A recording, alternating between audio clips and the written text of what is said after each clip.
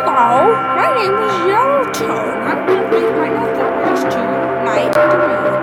And I know what to do. Because I need to be really, really fast because the old ones, plus the toy ones, are going to come for me.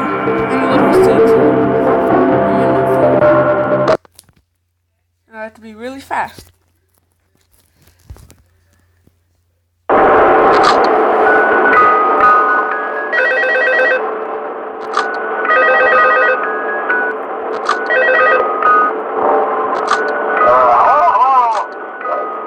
Wouldn't have any problems. Did Foxy ever repair the hallway? Probably not. I was just curious. Like I said, he was always my favorite. They tried to remake Foxy, you know? They thought the first one was too scary, so they redesigned him to be more kid-friendly instead of in Kids Cove to keep the toddlers entertained, you know? But kids these days just can't keep their hands to themselves.